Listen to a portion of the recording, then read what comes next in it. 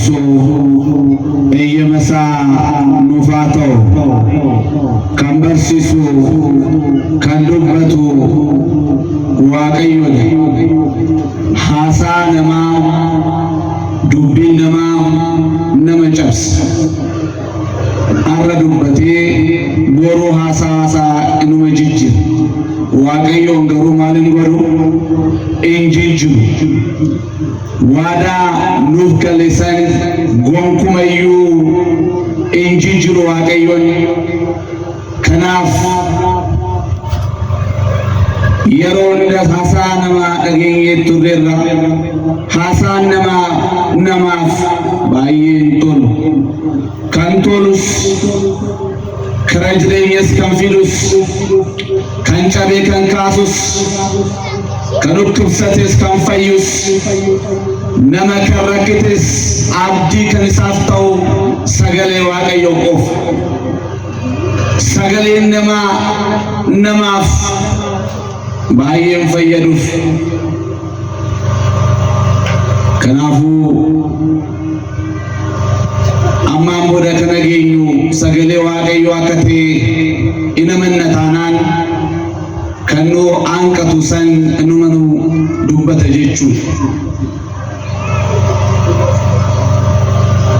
Mata dureen barumsa keenya kan ta'u ኢየሱስ ነምቤክ ጅራሜ ኢየሱስ ጅራሜ ነምቤክ እግዚአብሔር ቢረዳን እግዚአብሔር ቢያግዘን የምንማማርበት የትምህርታችን ርዕስ የሚሆነው ኢየሱስን አውቀዋለሁ። ማንን አውቀዋለሁ? ኢየሱስን አውቀዋለሁ በሚል ርዕስ ይሆናል። በአንደኛ ጴጥሮስ ምዕራፍ 4 ቁጥር 11 ላይ ይትመሄሩ መሃሮ ቃሉ ለእግዚአብሔር ወዘኒ ይትላካ ወኢይትላካ በኃይለ እግዚአብሔር ዘቦ ማንም የሚያገለግል ቢኖር ማንም የሚናገር ሰው ቢኖር እግዚአብሔር በሚሰጠኝ እንደ እግዚአብሔር እናገራለሁ ይበል ካለ በኋላ እንደ እግዚአብሔር እናገራለሁ ብለህ እንዳትመካ እግዚአብሔር አምላክ ስላንተ ረዳቶቹን ልኮ አንደበትን አከናውኖ ከርሱ የሆነውን ይናገራል እንጂ ካንተ ዕውቀት አይደለምና እግዚአብሔር በሚሰጠኝ ቃል እናገራለሁ በል ብሎ መልሶ ሲናገር እንመለከታለን። ብናምን እግዚአብሔርን እንሰማለን፣ ብናምን እንደ እግዚአብሔር እንናገራለን። እንደ እግዚአብሔር የምንናገር ከሆነ ልባችን ለእግዚአብሔር የተሰበረ የሚሆነውን ቃል እንሰማለን። አጠር ላለች ሰዓት የምንማማርበት ቅድም እንዳነሳ ነው ኢየሱስን አውቀዋለሁ ነው። የዚህ ትምህርት ዋና ዓላማ የሰዎች ልጆች ከእውቀት እምነትና ከእውነት እምነት የትኛውን መያዝ እንዳለባቸው ማስረዳትና ማስጨበጥ የትምህርቱ ዋና ዓላማ ነው። እዚህ ውስጥ ወጣት ይበዛል፣ እንደዛው አዛውንት አለ። ብዙዎቻችሁ ሲቪያችሁን አምጡ ብትባሉ ከፒኤችዲ እስከ ፕሮፌሰር ከዲፕሎማ እስከ ዲግሪው ሊኖር ይችላል። ግን ሁለት ነገር ለክርስቲያኖች ያስፈልጋል። እነዚህን እስቲ እንለይና እንያቸው። ከእውቀት እምነትና ከእውነት እምነት የቱ ይሻላል? ሩቅ ነው ያላችሁት፣ መልሳችሁን አላውቅም ብቻ። ከእውቀት እምነትና ከእውነት እምነት የቱ ይሻላል? አመሩሃ የለውም በቃ ሀና አለን። ከእውቀት እምነትና ከእውነት እምነት የቱ ነው የሚሻለው? የእውነት እምነት ነው የሚሻለው። ግኖስቲኮች በእውቀት ይታወቃሉ። አግኖስቲክ ተብሎ ከተጠራ አንድ ሰው አያውቅም ማለት ነው። ግኖስቲክ ተብሎ ከተጠራ ደግሞ የአዋቂነት ምልክት ነው። የሚል ሰው የሚጠራበት እንደ ግኖስቲኮች ግኖስቲክ ተብሎ መጣ።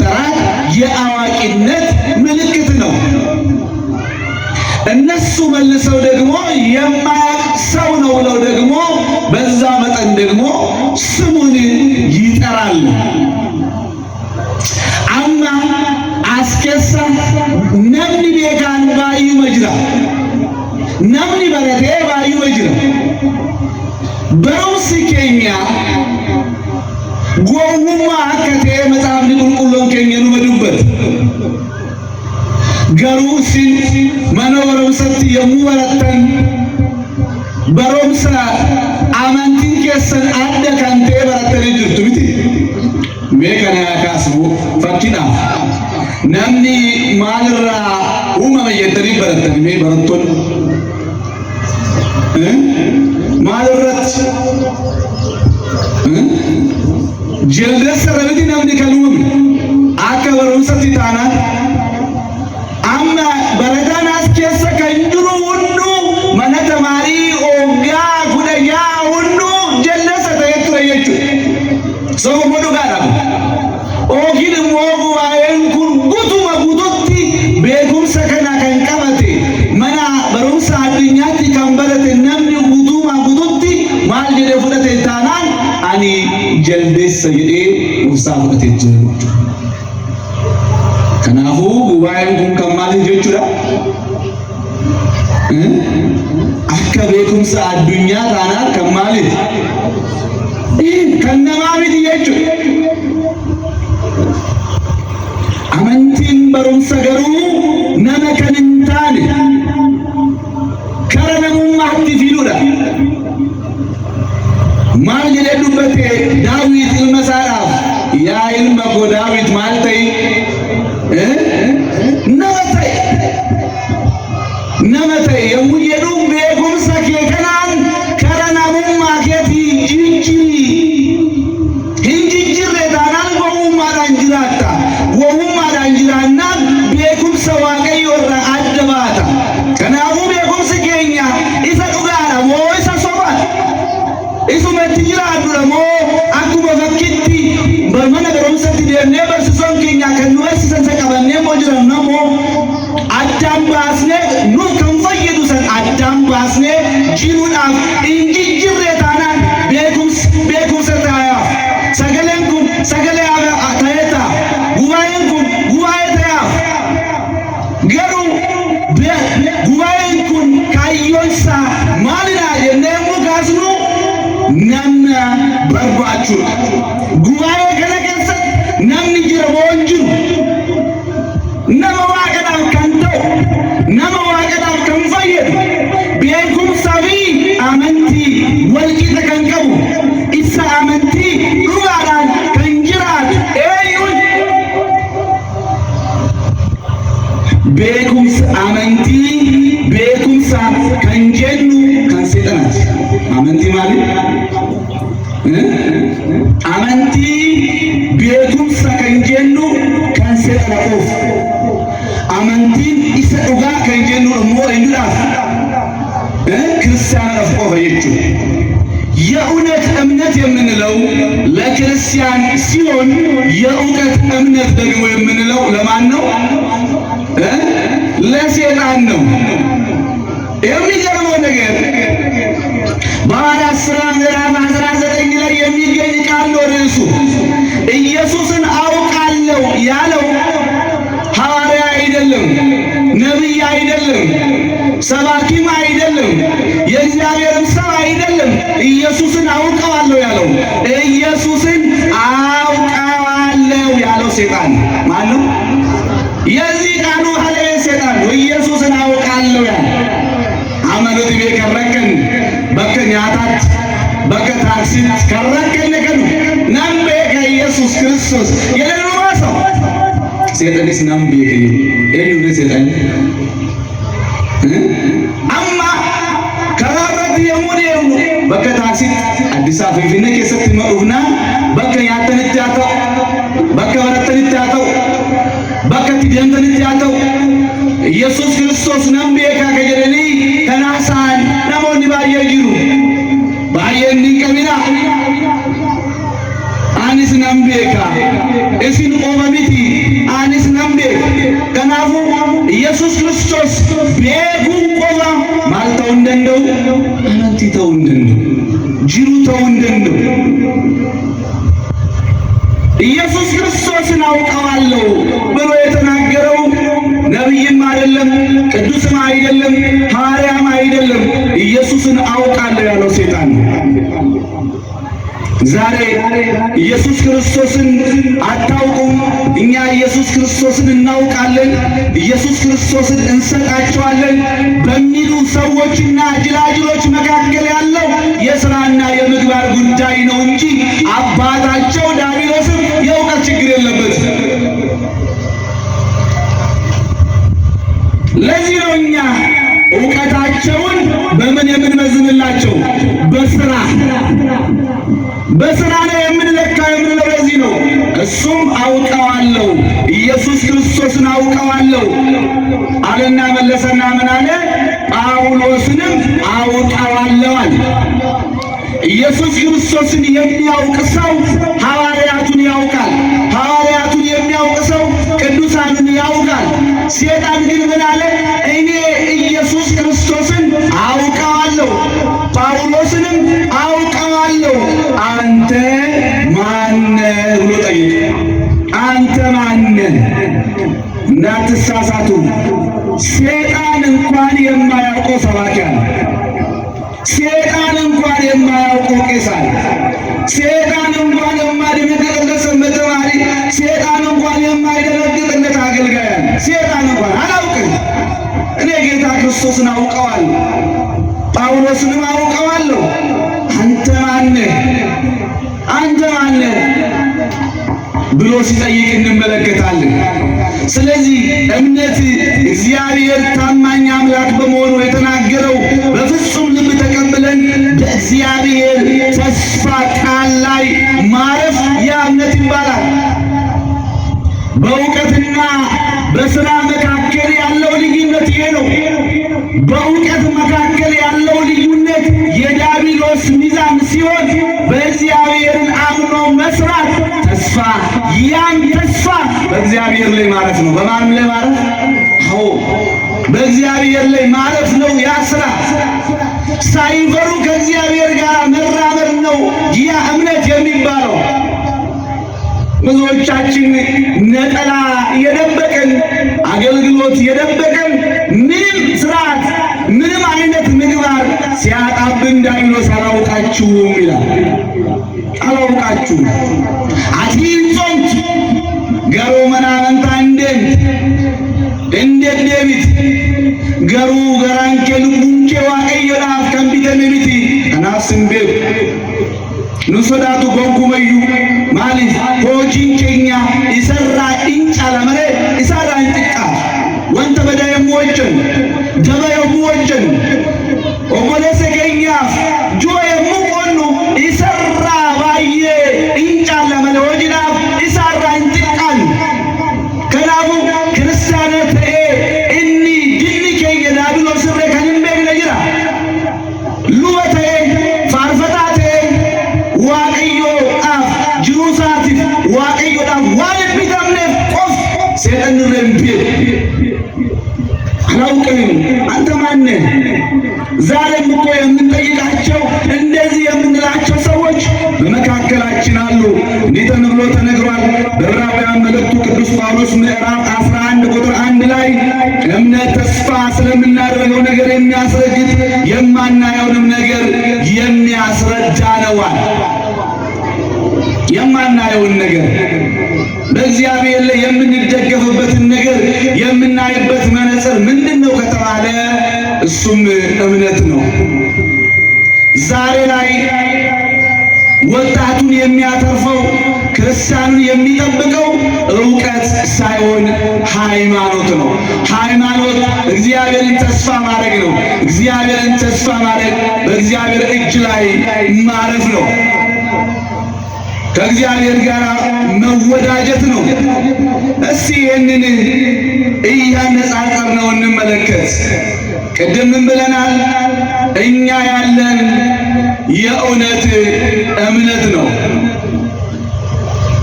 እሱ ያለው ደግሞ የምን እውቀት ነው አለ? የእውቀት እምነት ነው ብለናል። ሰይጣን አያውቅም ወይ? አሁን ስለ ክርስቶስ ክርስቶስ የሚነግሩን ሰዎች ከሱ ዕውቀት ያነሰ ነው የበለጠ ነው። የእውቀት እምነት ሳይሆን የእውነት እምነት እንድንይዝ እስቲ በእነሱና በሱ መካከል ያለውን እያነጻጸርን እንመልከት።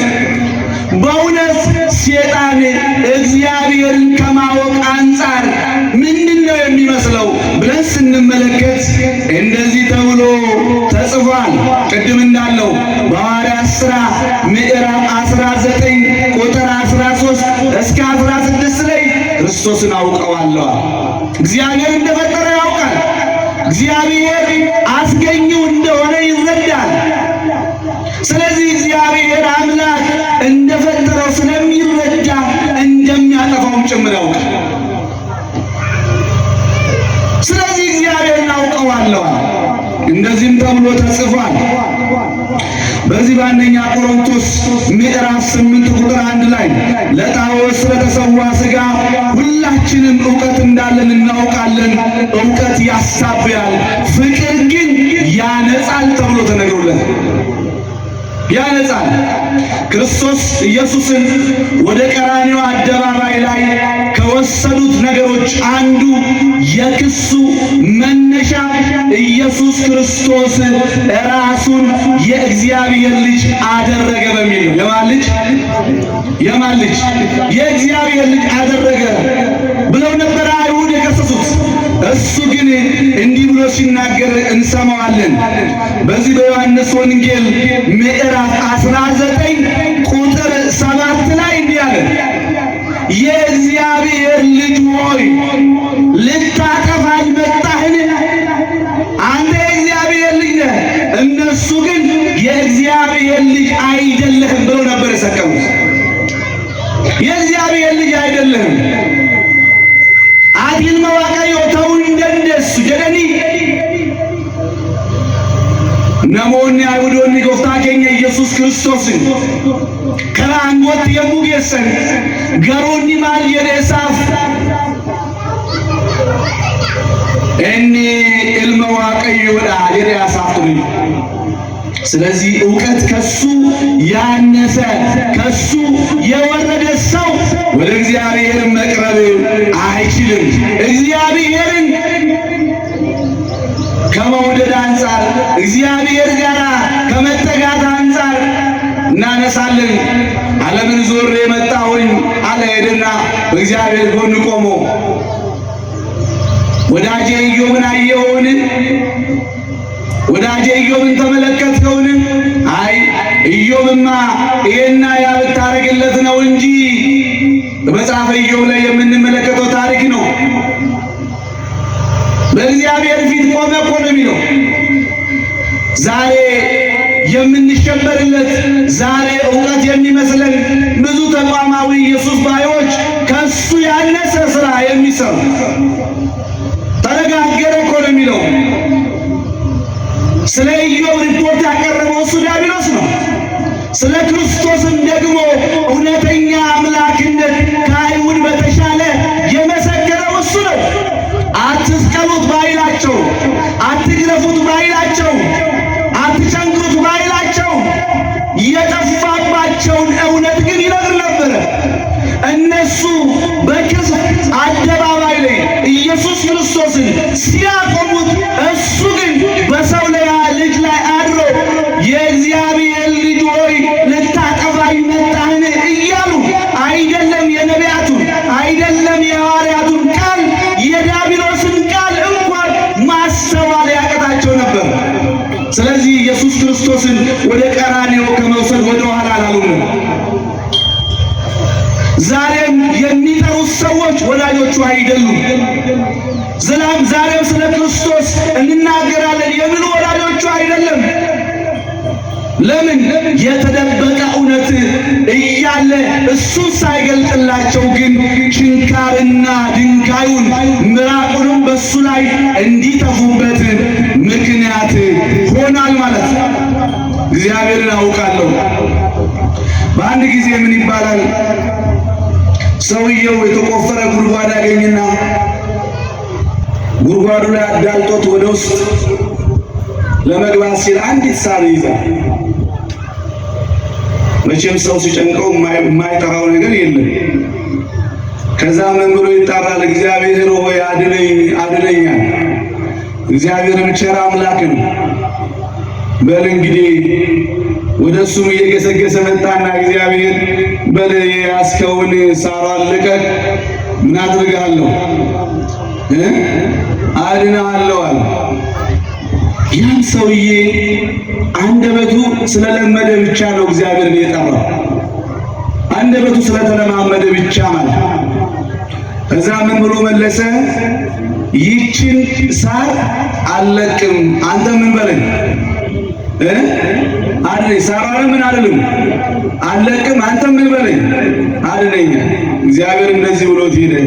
ሳሯን የማትለቅ ከሆነ እኔ ሄጃለሁ ብሎ ትቶት ሄደ።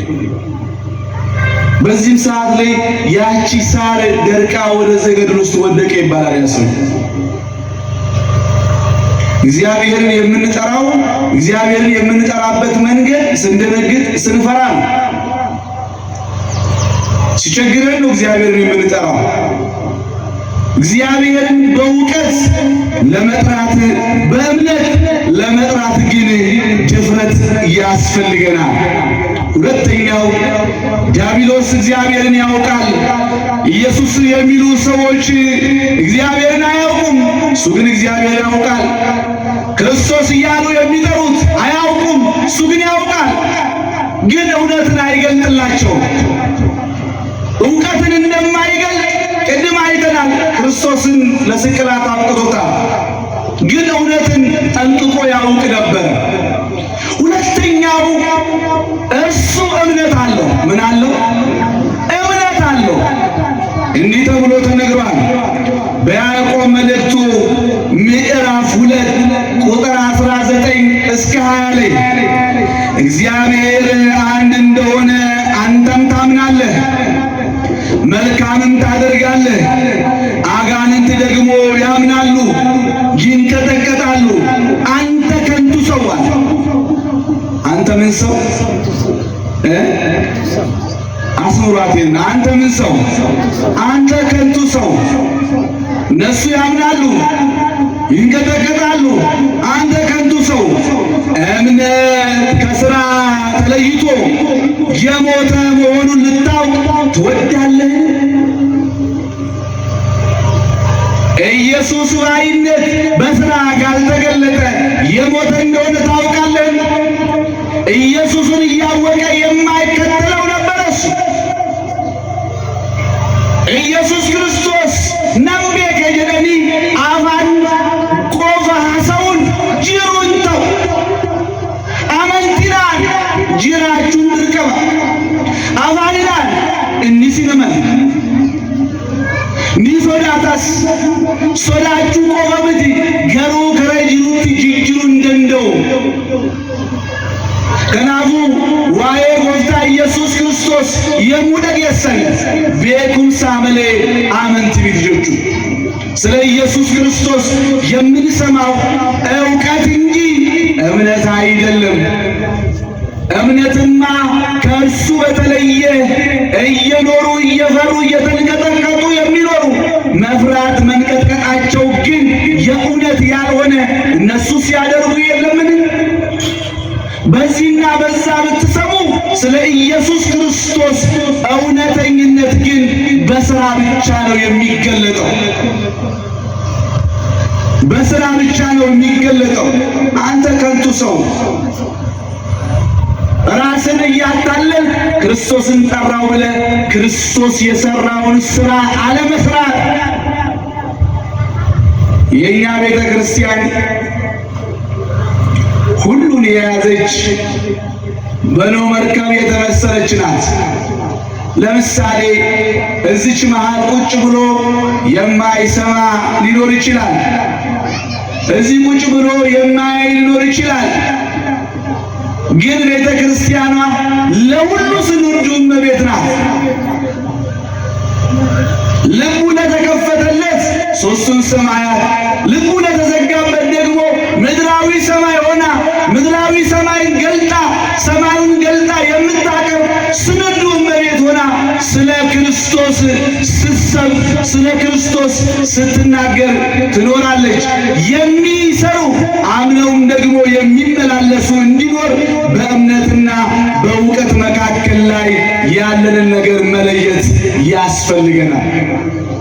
ያስፈልገናል። ዛሬ ዓለም ላይ ብዙ እውቀቶች አሉ። ብዙ የምንሰማው መረጃዎች አሉ። እነዛ ሁሉ ግን ሕይወት መሆን አይችሉም። እኛን መቀየር አይችሉም። እኛን ከእግዚአብሔር ጋር ማገናኘት አይችሉም። አንድ ጥናት በቅርቡ የወጣ ጥናት አለ። ከኮሮና በፊት አንድ ሰው ቤተክርስቲያን የሚሄደው በወር አንድ ጊዜ ነበረ። በወር ስንቴ? አሁን በተጠናው ጥናት ደግሞ ከኮሮናው በኋላ ወጣቱ ቤተክርስቲያን በሳምንት 2 ጊዜ ይሄዳል። በወር ስንት ጊዜ ነው? ማትስ የለም እንዲያስ በሳምንት 2 በወር ስንት ጊዜ? ስንት ጊዜ?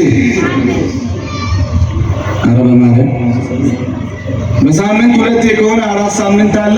ስንት ሆነ? 8።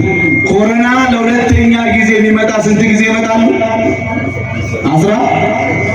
ለሶስተኛ ጊዜ ኮሮና የሚመጣ ስንት ጊዜ ይመጣሉ? 32 የሚባል ወራል ቀናል የለም። ለማር እውነቱ እየተገለጠ እኛ የደበቅነው ነገር እየሸፈንን ቢመጣ መንጋ ወደ ቤተ እግዚአብሔር እየገሰገሰ ይመጣል። ጥናቱ መጨረሻ ላይ ማጠቃለያ ላይ ምንድነው የሚለው? ምንም እንኳን ወጣቱ ወደ ቤተ እግዚአብሔር እየገሰገሰ ቢመጣ ቤተ ክርስቲያኗ ግን የሚመጣውን ወጣት ለማስተናገድ የሚችል ግን አቅም የላትም። ለመቀበል የሚችል አቅም የላት። ለምሳሌ እዚህ አካባቢ ወጣት በሙሉ መጥቶ እዚህ ቢገባ አይበቃም። ጃለተንስ ጅምተንስ ሆኖኒ ዋቀዮ ከረዋቀዮ ትዲየሚያጅሩ አቲ ገሩ በኬ ከንጅጅሪ ዋቀዮ አራስ ወሩማች ጀቴ ዋቀዮ ዳፍ በኬኬ ነማፊስ ዋቀዮ ዳፊስ እረክሲ። አንዳንድ ሰው አለ ዛሬ እዚህ ያስቀድሳል፣ ነገ እዚህ ይላል። ለምሳሌ እናንተ ውስጥ ላይ ያስቀድሳችሁ ታውቁ እንደሆነ ትላልቅ እናቶች ሄዳችሁ ቦታቸው ላይ ልትቀመጡ ስትሉ ምን ነው ይላል? ጎሽ እንኳን ማለት እዚህ በኋላ እንትን ትላለህ። ለምን? የሚመጣው እየበዛ ስለሆነ ስፍራህን አድራሻህን ለእግዚአብሔር አሳውቅ። ካሁን በኋላ እኔ እዚህ ጋር ነው ማስቀድሰው ማለት ግድ ያስፈልጋል። ነገሩ እናንተም ቦታውን አታውቁም። ለምን? ለጥምቀት ታስቀድሳላችሁ፣ ከዛ ለምን ትመጣላችሁ?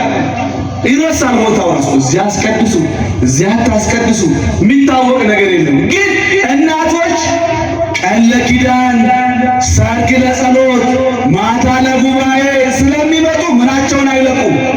ስፍራቸውን አይለቁም። ደግሞ አንዷ ደግሞ ወልዳ እንደምንም ብላ እየተንገዳገደች ክርስትና ለማንሳት ስትመጣ የራስ ወገብ አለ። ከዛ በኋላ መጣ ወንበር ገፋ ስትል እማሆይ ደግሞ ገፋ ያረጋታል። ይጂ ወደዛ። ለምን? ስፍራ የላትማ፣ ቦታ የላትም፣ መጀመሪያ አድራሻ የላትም። ይመሳቀሉ። አሁን እኛ በስብከተ ወንጌል ያለን ሰዎች እንጠይቃቸዋለን። ምንድነው ናስላየው እነዚህ እነማሆይ እንደዚህ ብለን ደግሞ እነማሆይ ልንናገር ስንመጣ ደግሞ ጥናቱ ደግሞ እንደዚህ ይላል። ሰው ወደ እግዚአብሔር እየመጣ ነው፣ ወደ እግዚአብሔር እየተመለሰ ነው። ዓለም በጣም ብዙ ነገር ተማምና ነበረ። ዓለም ከብዙ ነገር ያመልጠኛል ብላ ቻይና እኮ በአንድ ቀን ነው ሆስፒታል ሰርታ የገነባ የጨረሰች፣ ግን አላመለጠችም ከሞት። የኢትዮጵያ ያለ ሆስፒታል ትንሽ ነው፣ ያውንም አለ። እግዚአብሔር ገና ያኖረናል። የሚጠብቀን የሚረዳን አምላክ ገና ያኖረናል። ስለዚህ ስፍራችሁን ለእግዚአብሔር ማሳወቅ ያስፈልጋል። ግራ አታጋቡት። እግዚአብሔርንም እንደዛው ደግሞ ሰይጣንም ቢሆን ግራ አታጋቡት። ምን አለ ይባላል አንድ ሰውዬ መነኩሴ አባቴ እኔ እኮ በጣም ተቸገርኩኝ፣ ሰይጣን እየፈተነኝ መከራዬን አበላኝ። ስለዚህ ባቆትን እስቲ ይርዱኝ፣ የእርሶ ምክር ያስፈልገኛል አላቸው። ልክ ሰውየው መነኩሴው እንደዛ ብሎ እንደወጣ ሰይጣኑ ብቅ አለመጣና አባቴ ይህን መነኩሴ ያለ ዛሬ አላየሁትም፣ እንኳን ልፈትነው እንኳን ላስቸግረው ያለ ዛሬ አይቼው አላውቅም፣ ያለ ዛሬ አይቼው አላውቅም። ለፈተና አይደለም እሱን ልፈትነው ያለ ዛሬ አይቼው አላውቅም። ስለዚህ እግዚአብሔር ጋር ስንመጣ የእውነተኞች እምነት ሊኖረን ያስፈልገናል። ከአጋንንት ማህበርና ከመልካሙ ጽዋ ልትጠጡ አትችሉም። በዚህ እግዚአብሔርን በሰማ ጆሮ አሁን ሲወጣ ደግሞ ዝናቡ ዘንቧል፣ ትንሽ ሞቅ ያለ ሙዚቃ ሲኖር፣ ትንሽ ደግሞ ከጸሎቱ ይልቅ ሞቅ ያለ አልጋ ይኑር። ከዚህ ደግሞ ስንወጣ እንደው እንዲና እንዲህ ብለን ለራሳችን የሚመች ነገር ሳንመጥ እግዚአብሔር በመፈለግ ላይ እውነተኛ እምነት ሊኖረን ያስፈልጋል። ሶስተኛው እግዚአብሔርን ከመፍራት አንጻር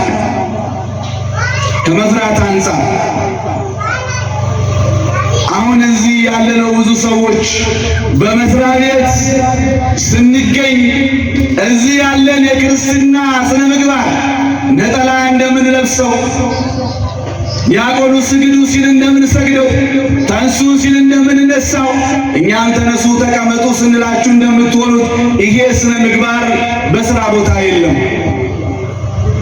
ቅድም መምህርንም እያወራሁት ነበር። እኛ መኪና ውስጥ እንዳጋጣሚ ሆነን ስልክ ጥለን ወረድን። የሰማችሁ ስልክ ጥለን ወረድን። ከዛን ስልኩን ይዛ አንድ የቤተ እምነት ስልክ የጣላለ አለች። ምን የጣላለ? እኛ የነበረው ብሎ ስልክ የጠፋ ስልክ ማን ወሰደው ነው ምን? እዚህ ውስጥ እንኳን እኮ ሰው መጥቶ ስልክ ተሰርቆበት ይሄዳል። እዚህ መጥቶ ነው አይደለም። እሷ ግን የሌላ እምነትና ጠምጥማለች ምናምን መታ ይሄ ስልክ አለች። ከዛን ወደ ራሴ ነው ያየሁት። እኔ በሆነ አድርጋለሁ፣ እኔ በሆነ እሰራዋለሁ። እዚህ መጥቼ በስርዓት ቁጭ እንዳልኩት ታክሲ ውስጥ እዚህ መጥቼ ነጠላ ለብሼ ስርዓት እንዳለኝ ሰዎች አይተው ይመሰክሩልኝ ይሆን? በእውነት እግዚአብሔር እንዲህ አይነት ቤተ እምነት ያፈራ መምህር ሊመሰገን ይገባል፣ ሊወደስ ይገባል። ይሄ የኔ አይደለም፣ እኔን አይገባኝም፣ እኔን አይመለከተኝም ብላ ነው አውጥታ የሰጠችው። እግዚአብሔርን መፍራት በልባችን ውስጥ ሊኖር ይገባል። እግዚአብሔርን መፍራት በውስጣችን ሲኖር የምንፈራውን በውስጣችን ያለውን ነው በእጃችንም ጭምር የምንሰራው። እሱ እግዚአብሔርን ስለ ሶስት ነገር ይፈራል። የመጀመሪያው እግዚአብሔር ያጠፋናል። በዮሐንስ ወንጌል ቅድም እንዳነሳ ነው እግዚአብሔር ልታጠፋን መጣህ የእግዚአብሔር ልጅ እያለ እሱ የሚፈራው ያጠፋኛል ብሎ ነው። ሁለተኛ ያቃጥለኛል ብሎ ነው። ሶስተኛ ይቀጠናል ብሎ ነው። እኛ ግን በእምነት እግዚአብሔርን የመግለጥ ግዴታ አለብን። እግዚአብሔርን ማሳየት ይጠበቅብናል። ዋቀዮን ኑቲ መዋቀዮ አከታኔ ነምኔ አዱኛን ከምቤት ማይዳብ የሙጄኑ ሆጂን ኬኛ ጅሩን ኬኛ ቤኩንሲ ኬኛ ዋቀዮ ኢደላችሳዎ ኑቲ መዋቀዮ አከታኔ ነሞኒ አከልመቲ ኑላለኒን ቤኩ ደንደውሞ ከንጀሩ ይላሉ እንድንቀመጣ ጎንኩመዩ ነምች ኩሪነት ጎንኩመዩ ነምች ኩሶ በንቤት ነምች ኩን ተበንቤት namni rakkatee gara keenyatti kaata. Nu barbaadan namni beelee namni dawwatu. Nu barbaada moo nu barbaada? ሞጉማዩ ነበር በነገራችን ላይ ሰው ቢራብ ቢጠማ የሚለምንበት ዘመን አይደለም። አብሶ ወደዛ ወደ መሃል ወደ ፊንፊኔው አካባቢ ወደ አዲስ አበባ ስትሄዱ ሰዎች አንድ 5-6 ይሆኑና አጥር ያጥራሉ። አንድ አጥር ቀጥሎ ደግሞ የራሳቸው ዋና አጥር አለ፣ 2 አጥር። ቀጥሎ ደግሞ ቤታቸው ራሱ በግንብ ነው፣ 3 አጥር። ከዛ በኋላ አንዳንዱ ጋራ ኦፕን ኪችን ሮላ አንድ ጋራ አይኖርም። ከዛ ጋር ስትታሩ ወደ 6 አጥር እንደ 6 አጥር አልፎ ይለምናል። ክርስቶስ ቢመጣ የኛን አጥር አልፎ መለመን አይችልም፣ ማግኘት አይችልም። 6 አጥር ይዞታል። የኛን ምግባር ብዙ አጥሮች ይዘውታል ማለት ነው። ክርስቲያን ቢጠማ ክርስቶስ ተጠማው ብሎ ቢመጣ እነዛን አጥር አልፎ የኛ መሶብ ጋር መድረስ አይችልም። ክርስቶስ ቢራብ የኛን አጥሮች ማለፍ አይችልም። ስለዚህ የኛ ልጅነት የእግዚአብሔር ልጆች መሆናችን የሚታወቀው ለእግዚአብሔር የሚገባውን ስራ በሕይወት በምግባር በስራ ስንገልጥለት እኛ የእግዚአብሔር ልጆች መሆናችን በዛ ይታወቃል። እውነተኛ ክርስቲያን መሆናችንም በዛ ይገለጣል ማለት ነው። ሌላው ብዙ ሰው የእግዚአብሔር ሰው ለመባል ለምሳሌ አውሮፓ ደርሶ የመጣ ሰው በምን ይታወቃል ከተባለ በንግግሩ መካከል ላይ ምን አለበት? እንግሊዘኛ አለበት። የስ ኦኬ ፋይን ነው ምናምን ይላል።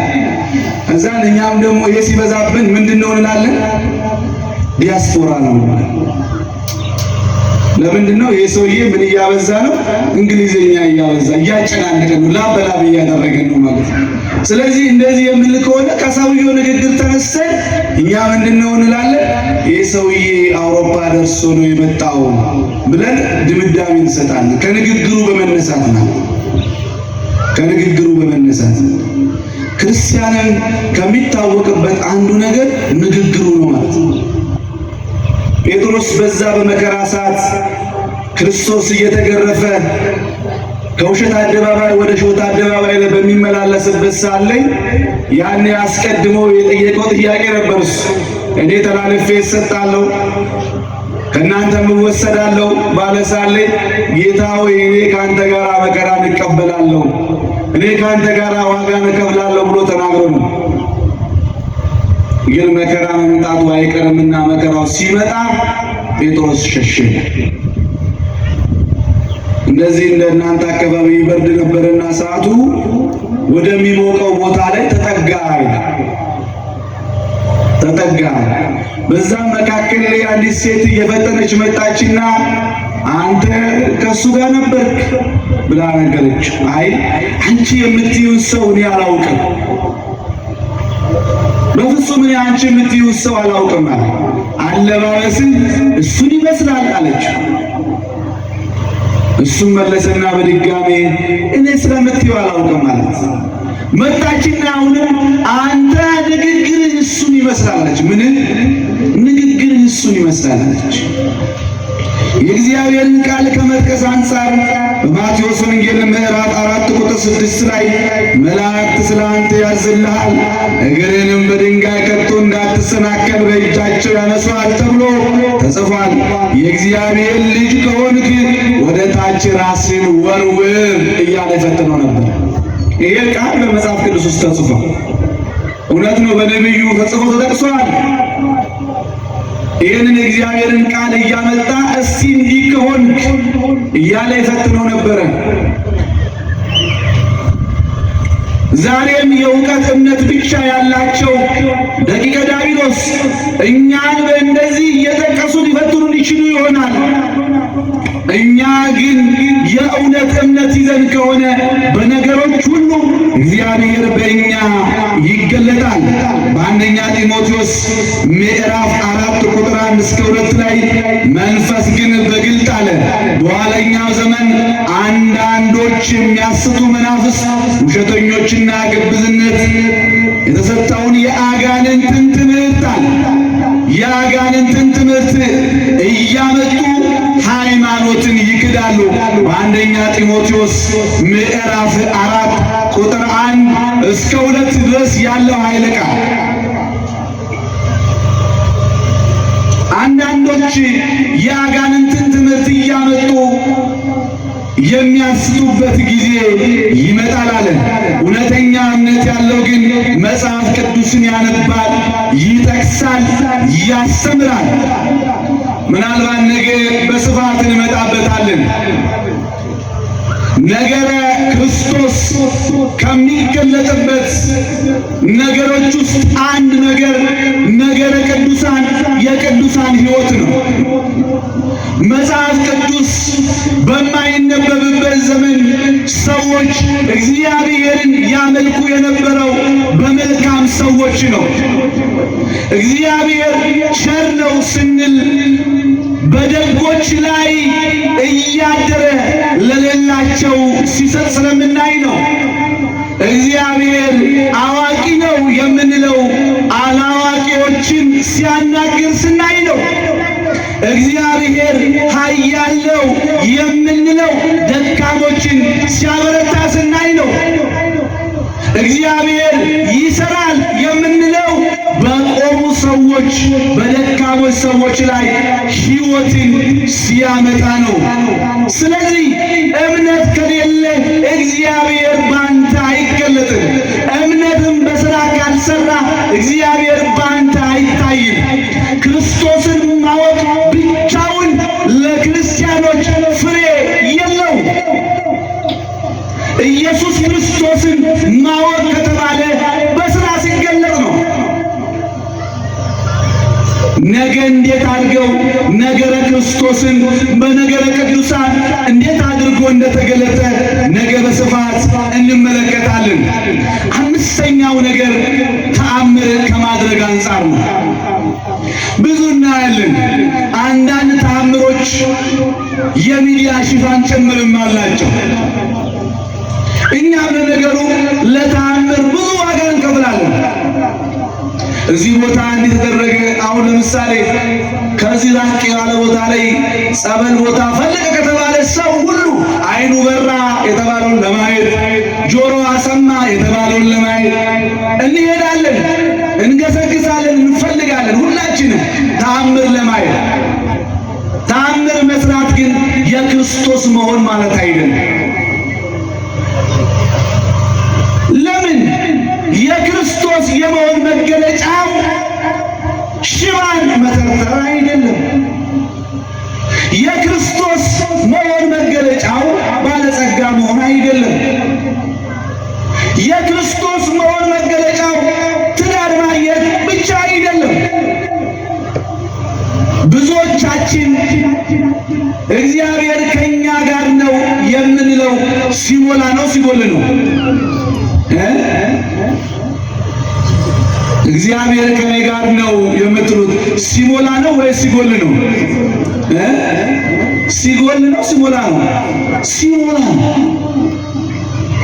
እግዚአብሔር ግን ከነ ሽባነቴ ከነ እውርነቴ ከነ ስራ ማጣቴ እግዚአብሔር ያኖረኛል ብሎ እግዚአብሔርን መቀበል ያስፈልጋል። ብዙ ሰው እዚህ የመጣው ተአምር እንዲደረግለት ፈልጎ ነው። አትዋሹ በማርያም። አሁን ድፍት ብሎ ሚስት የጠየቀ የለም አለ እዚህ ውስጥ። እቤት የጠየቀ አለ የለም? አረ በማርያም አለ የለም? እዚያው ቁጭ ብሎ መኪና የጠየቀ አለ፣ እቤት የጠየቀ አለ፣ ሚስት የጠየቀ አለ፣ ባል የጠየቀ አለ።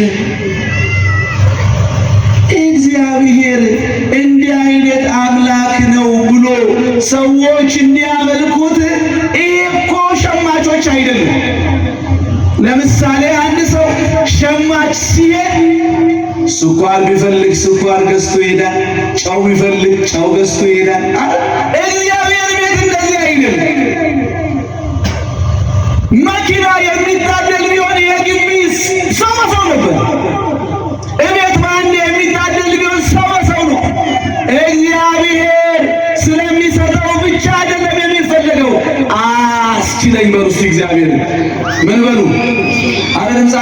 በሉ እግዚአብሔር ሆይ በሉ እስቲ አስችለኝ። አዎ ስንታመም እግዚአብሔር ቢለቀን ኖሮ ማን ያድነናል? ስራ ስናጣ የሚያጽናናን እግዚአብሔር ባይኖር ኖሮ ምን እንሆን ነበር ወገኖች? እግዚአብሔር ሆይ አስችለኝ።